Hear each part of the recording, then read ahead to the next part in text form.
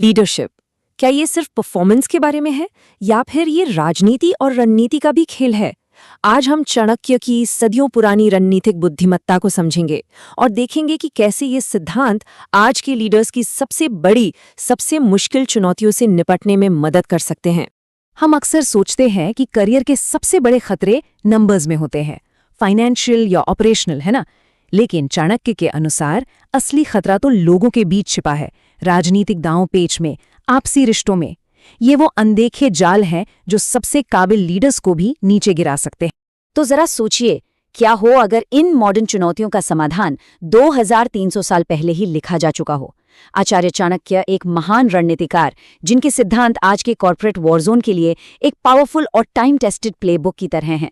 ये सिर्फ इतिहास नहीं है, ये एक सर्वाइवल गाइड है। इस पूरे विश्लेषण में हम 5 जरूरी हिस्सों पर बात करेंगे। सबसे पहले मॉडर्न कॉर्पोरेट बैटलफील्ड को समझेंगे, फिर अपने प्रोफेशनल साइड को कैसे गार्ड करना है ये देखेंगे। इसके बाद ऑफिस पॉलिटिक्स की बारीकियों को समझना, फिर अपनी लीडरशिप की नींव को कैसे मजबूत किया जाए, और आखिर में एक स्ट्रैटेजिस्ट का कोड क्या होना चाहिए। तो चलिए शुरू करते हैं। आज का कॉर्पोरेट वर्ल्ड एक बहुत ही कॉम्प्लेक्स पॉलिटिकल लैंडस्केप है। यहाँ सिर्फ टैलेंटेड होना या अच्छा काम करना ही काफी नहीं होता। सक्सेस इस बात पर भी डिपेंड करती है कि आप राजनीतिक दांवपेच को कितनी स्मार्टली नेविगेट करते हैं। अब आते हैं हमारे पहले सिद्धांत पर, अपने प्रोफेशनल फ्रंट को डिफेंड करना, मतलब अपनी पोजीशन और अपनी रेपुटेशन को डायरेक्ट चैलेंज से कैसे बचाया जाए। तो देखते हैं कि चाणक्य इस बारे में क्या कहते हैं। चाणक्य ने साफ साफ चेतावनी दी थी कि दुश्मनों के घर दावत पर मत जाओ। आज के कॉर्पोरेट वर्ल्ड में इसका मतलब क्या है? मान लीजिए आपके किसी जाने माने राइवल से एक फ्रेंडली मीटिंग का इनविटेशन आता है। अक्सर इसका असली मकसद आपकी कमजोरियों को जानना या अपनी ताकत दिखाना होता है। तो एक एग्जीक्यूटिव को ऐसे इनविटेशन को हैंडल कैसे करना चाहिए? बहुत सिंपल है। पहला, मोटिव को समझिए कि ये मीटिंग हो क्यों रही है। दूसरा, माहौल को कंट्रोल कीजिए, मीटिंग अपने ऑफिस या किसी न्यूट्रल जगह पर रखें।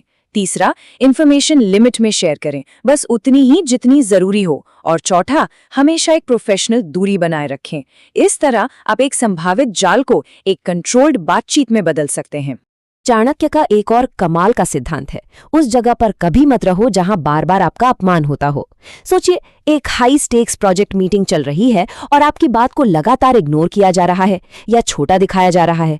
ये एक रेड फ्लैग है। याद रखिए, अपमान को सहने का मतलब है कि आप उसे स्वीकार कर रहे हैं।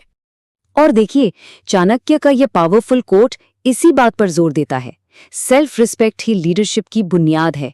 अगर कोई अपना सम्मान खुद नहीं करेगा तो कोई और क्यों करेगा? इसे हर कीमत पर बचाना ही होगा। ठीक है, तो हमने खुद को डिफेंड करना सीख लिया।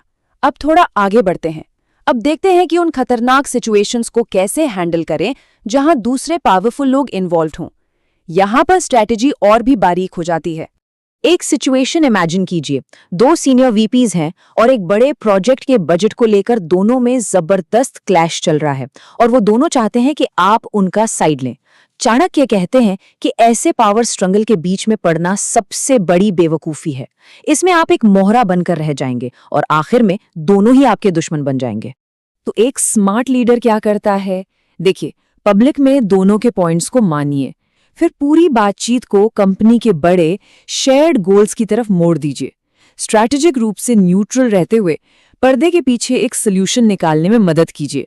इससे आप एक टारगेट नहीं बल्कि एक मीडिएटर के तौर पर नजर आएंगे। ये एक बहुत ही कॉमन कॉर्पोरेट ट्रैप है। चाणक्य सिखाते हैं कि अपना टाइम और एनर्जी वहीं लगाओ जहां उसकी वैल्यू हो।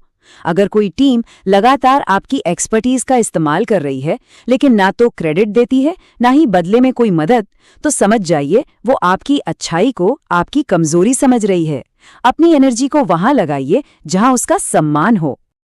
अब हम आते हैं लीडरशिप के सबसे जरूरी पहलू पर, कैरेक्टर और इंटेग्रिटी। ये वो अंदरूनी सिद्धांत हैं जो लंबे समय तक चलने वाली सफलता और प्रभाव की नींव होते हैं। सोचिए, एक बोर्ड मीटिंग है और आप पर प्रेशर है कि एक फेल होते हुए प्रोजेक्ट को सफल दिखाया जाए। चाणक्य के हिसाब से अपने सिद्धांतों से समझौता करना ही सबसे बड़ा खतरा है। एक झूठ आपको धोखे के जाल में ऐसा फंसा सकता है जो आपकी रेपुटेशन को हमेशा के लिए खत्म कर देगा। सच की रक्षा करना ही सबसे सेफ रास्ता है। चाणक्य ने कैरेक्टर की पवित्रता पर बहुत जोर दिया। आज के जमाने में इसका मतलब है एकदम साफ सुथरी प्रोफेशनल बाउंड्रीज बनाए रखना, ऐसी किसी भी सिचुएशन से बचना जो गलत फहमी पैदा कर सकती है, चाहे वो ऑफिस में देर रात तक रुकना हो या कोई नेटवर्किंग इवेंट। आपकी रेपुटेशन पर सवाल उठने की गुंजाइश ही नहीं होनी चाहिए। और ये एक कड़वी सच्चाई है।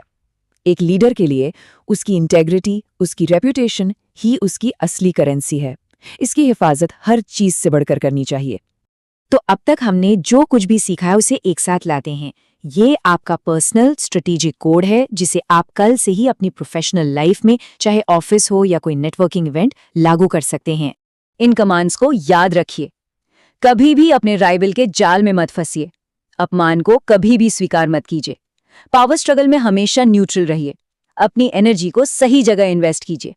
हमेशा सच की रक्षा कीजिए और अपनी प्रोफेशनल बाउंड्रीज को चट्टान की तरह मजबूत रखिए। और सबसे जरूरी बात यह है कि ये सिद्धांत सिर्फ डिफेंसिव नहीं है, सिर्फ बचने के लिए नहीं है। ये असल में स्थायी सफलता और प्रभाव हासिल करने के लिए एक प्रोएक्टिव स्ट्रैटेजी है। ये आपको एक रिएक्टिव पर्सन से एक स्ट्रैटेजिस्ट में बदलते हैं। तो मैं आपको इसी एक सवाल के साथ छोड़कर जा रहा हूं। अगली बार जब ऑफिस पॉलिटिक्स का सामना हो, जब सत्ता की अगली लड़ाई सामने आए, तो क्या एक मोहरे की तरह इस्तेमाल होना है या उस खिलाड़ी की तरह बनना है जो पूरी बिसात को समझता है और अपनी हर चाल सोच समझकर चलता है? फैसला आपका है।